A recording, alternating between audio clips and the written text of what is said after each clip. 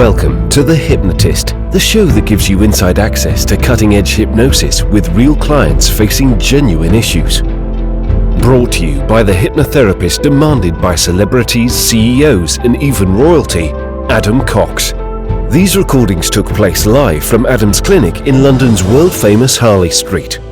This podcast features powerful hypnosis, so do not listen while driving or operating machinery. This recording is not suitable for those with epilepsy or severe mental health issues. So, get yourself comfortable and enjoy today's episode of The Hypnotist. Hi, it's Adam here, and in this episode of The Hypnotist, I'm going to be doing a hypnosis session based on the idea of execution. Now, obviously the word execution has more than one meaning. In hypnosis and psychology, we would call that a phonological ambiguity, where one word has multiple meanings. Obviously, the meanings of execution relate to the point of implementation, of actually doing the thing that you intend to do. Another metaphor is where the rubber meets the road. So if you think about all of the technology, for example, in a car, is all reliant on the tires, because that's where the rubber meets the road. It's the point of contact. And if you think about implementation or behavior, you can have the highest intelligence in the world, you can have all the integrity, you can have all the values in the world, you can have empowering belief systems. But behavior and the point of execution of implementation is where the rubber meets the road. And without execution, nothing happens. You've got all this potential, but you can have, the most amazing car in the world, but if it's just sat in a garage, it's not really that useful. So this hypnosis session is really about execution. The second meaning of execution would obviously apply to a death penalty or the end of a life. So in this hypnosis session, I'm going to take those two different meanings of execution and fuse them into a hypnotic metaphor to encourage you, as the person listening to this hypnosis, to be a person not just of action, but of implementation. Someone who will actually take these goals, take these ideas, take these principles in your life and execute them, actually implement them and turn them into reality. If you like this or any other of the podcast episodes, there'll be a link nearby where you can download a version completely free. Normally they cost about £10 or $12. If you use the coupon code FREE, then you'll be able to download it entirely free, no cost whatsoever, just as a thank you for listening to the podcast. And if you're curious to work with me one-on-one, so that I'm your therapist, there will be a link nearby for you to book a free 30-minute consultation call so I can work with you. But for now, find a quiet place where you won't be disturbed, relax, and enjoy the session.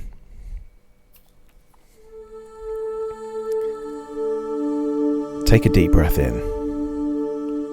And as you breathe in a feeling of calm and relaxation.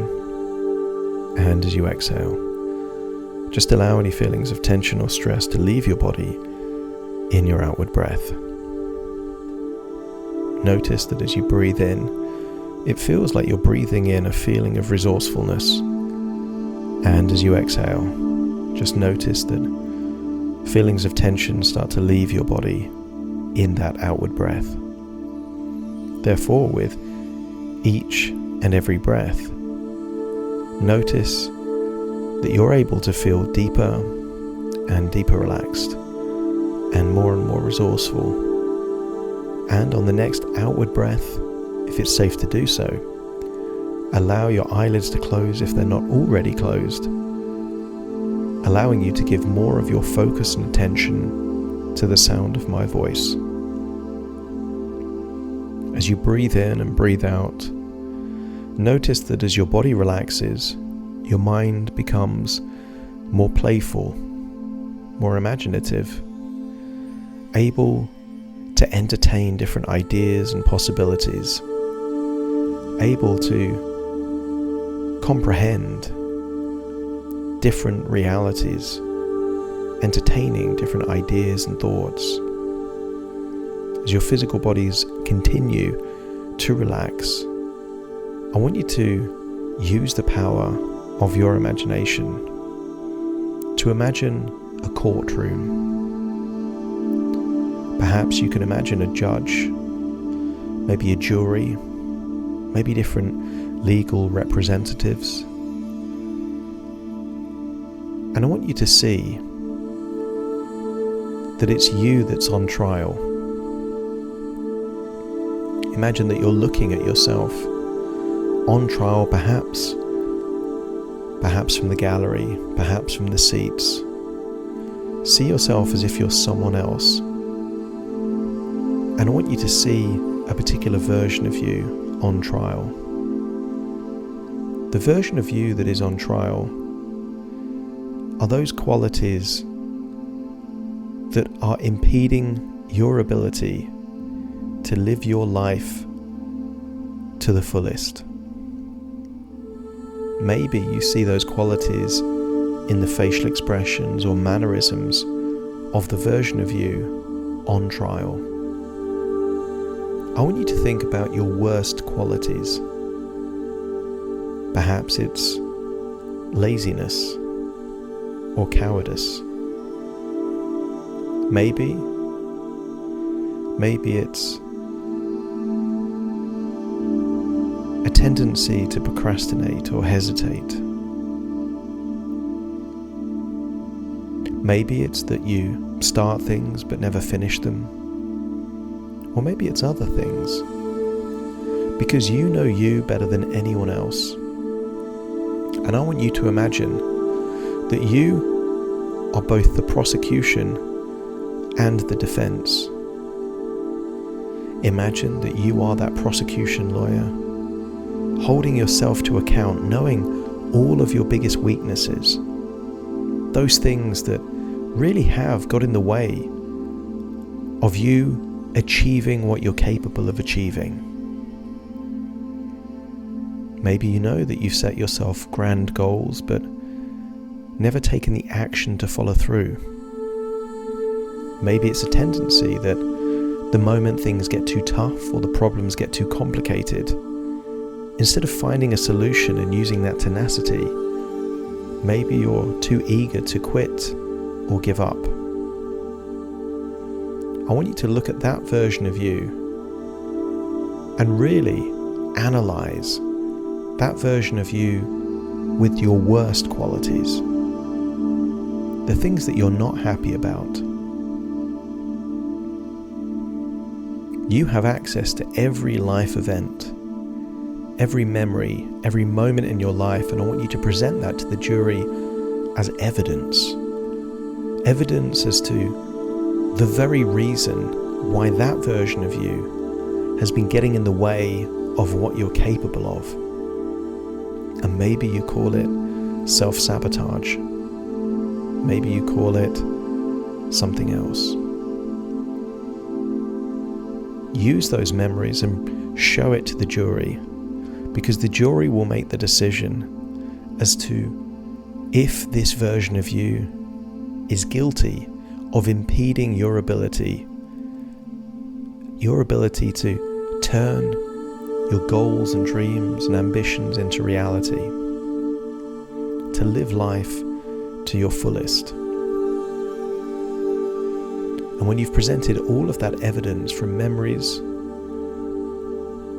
to the jury, it is then the turn of the defense. I want you to shift perspective so that you are now defending the very person, the version of you that is on trial, because in certain cases, there may be genuine reasons why you've been too cautious, why you've chosen to give up on certain goals, why you've been working harder or less harder, depending on the context. And I want you as the defense to present those mitigating circumstances to the jury, to show those good intentions behind the genuine reasons why perhaps you, on the surface, seem to have sabotaged your own success.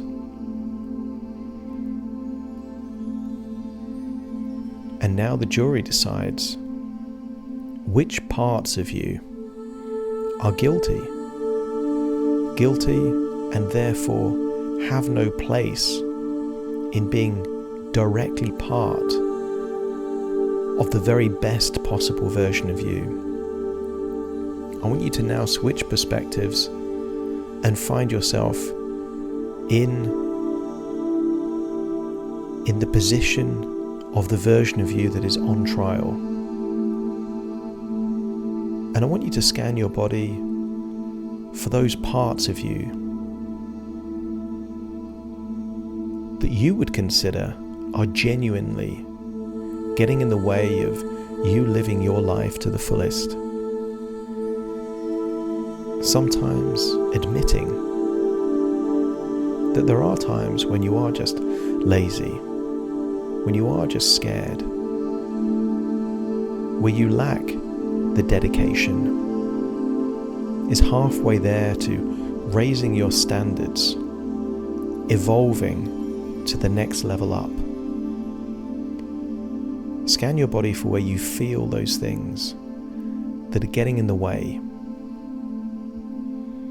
And I want your unconscious mind to separate those parts of you that you admire, the parts of you that really are taking you forward in your life, the parts of you that are helping for you to be the best possible version based on your values and all the things that are important to you, including balance. And then all the other parts that are getting in the way, I want you to now disassociate from them. So effectively, you're keeping all the good parts of you, and all those parts that are getting in the way, those parts that are impeding, sabotaging your success, I want you to imagine that those parts are now a separate person. And it's that final part of you with all of your worst qualities,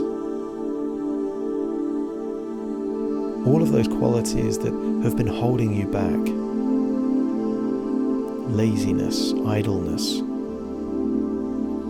a desire to lie or cheat, all those things that are getting in the way of you living your life to the best level, those now exist in a different person. And you're now looking at that version on trial, and you're about to hear the jury give their verdict. And remember, only the parts of you that you no longer want in your future are the part of you that is on trial. And you can hear the jury give their verdict, and their verdict is guilty. Guilty of sabotaging your success, guilty of slowing you down on what you're capable of being and becoming. And then the judge decides on the sentence for that part of you that's been really getting in the way. Remember, you've taken all of the wisdom from those experiences, all the positive intentions behind those behaviors are still within you. It's only the parts that are genuinely toxic or destructive or sabotaging in some way that are remaining. And the judge gives the sentence of death to those parts. And weirdly, you, as the other part, the remaining part of yourself, decide exactly the means of that execution. Maybe it's an old-fashioned form of execution. Maybe it's a futuristic form of execution, just pressing a button, and then that version of you just dematerializes. Your unconscious mind will decide how you execute, not you, but those parts of you that have been impeding your success. And then imagine that whatever needs to happen, happens. Those parts of you are now a relic of your past. You can still learn from those experiences. You still have access to the wisdom. But you are now left with an evolved version of you. Isn't it the case that hermit crabs sometimes outgrow a shell before they have to find a new one? And what if this is just you outgrowing certain behaviors, certain habits, certain ways of thinking? You've outgrown that shell. That's now no longer a part of you. And what you're left with is keeping all the very best qualities of you into your future. And then step into that future. Step into that future with an idea of what you are capable of. And I want you to decide right now on the 3 most important goals or accomplishments you would want to achieve in the near future. See them bright, vividly.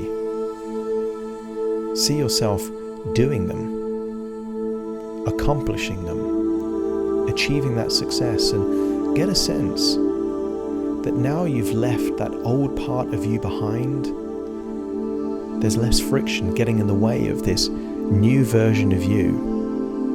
I want you to get a sense that you are capable of more than you ever thought possible, and tap into that resourceful feeling of now pursuing and achieving that very thing. Maybe one of these goals is about what would be considered success, and maybe another part is friendships or your social life. What would success or accomplishments be in that area? And then perhaps the final area, if you haven't already thought of something, could be about your health or wellness. Picture those futures and then feel what it would feel like to be making progress towards them. And those old elements of you that perhaps would impede your progress don't seem like they're part of you anymore. And more importantly, I want you to get a sense of what you would actually need to do to turn these futures into reality. You can have all the ideas in the world, all the motivation, all the desire, but where the rubber meets the road is your behaviors, your actions. Even decisions just lead to the very actions that you take. I want you to tap into the feeling of what it would be like to actually execute these dreams, these goals, these plans. What does implementation feel like? What does it mean to actually do the work necessary to make progress in these areas of your life? And these aren't theories. I want you to feel what it would feel like to actually do these things. If there's things you need to study or learn, then imagine you're actually doing the learning. If it means exercise to get fitter or healthier, imagine that you're actually doing the very exercises required. Maybe you can imagine what it would feel like to jog or to be getting stronger by lifting weights, or perhaps something else. If it's improving friendships or personal relationships, imagine doing the very things required for progress to be made. I want you to get a sense that perhaps in the past you had ideas but were hesitant to actually do what was required to turn these ideas into reality. But now it feels like you're more willing to actually do what's required, to take the steps, to do the things, to take the risks and to make progress, knowing that either you win or you learn. When you actually do the very thing required, either you make progress and you feel that progress, or you don't make progress, but you get some kind of insight or wisdom or lesson as to why not. When you take the action, when you do the thing, you either win or you learn. And I want you to get a sense that this approach to how you live your life means that you're capable of more than you thought possible.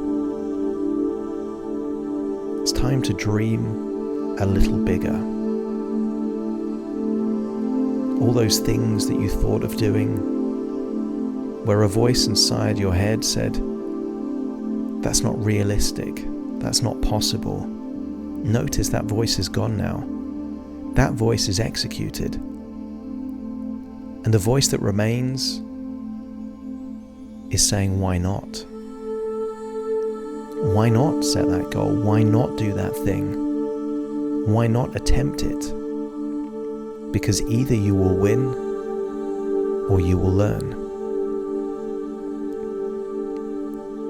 I want you to fast forward 2 years into the future and to imagine living this way, where you take more action, do more things, work harder, invest more of your time into things that can produce the very results that you want, and to get a sense of what impact that has had on your life living that way for 2 years.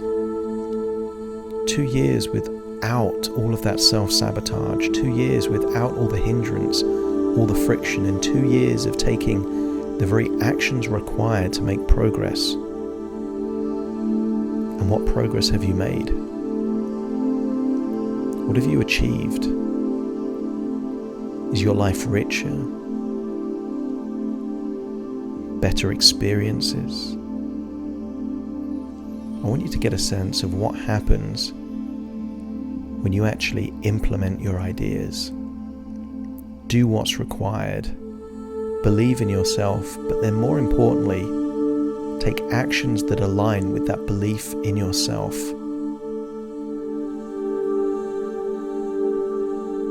And as you get a taste of just what you're capable of, you get a sense that this isn't the end, but just the beginning. Just a taster of what's to come. Just a taster of what is possible for you to achieve.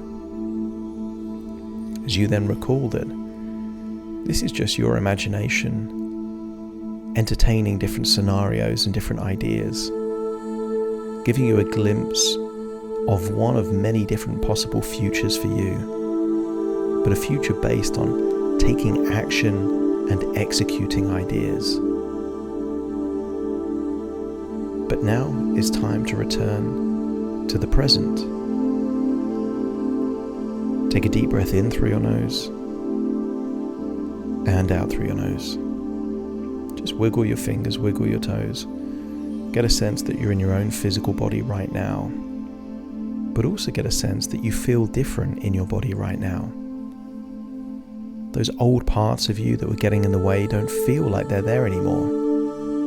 And what's unlocked is the most resourceful, empowered, confident, and determined parts of you that is willing to give anything a go, knowing that you'll either win or learn something valuable in the process. Starting to count to awakening you. 1, 2, 3, waking up. 4, 5, 6, more alert. 7, 8, open your eyes, open your eyes. 9, 10, wide awake, wide awake, wide awake. Thank you for listening to The Hypnotist with Adam Cox, the show that gives you inside access to cutting-edge hypnosis with real clients facing genuine issues. To automatically receive the latest episodes, please subscribe. If you'd like to support the show, please share this episode with just one friend you think it could help. And if this episode helped you, please leave us a 5-star review.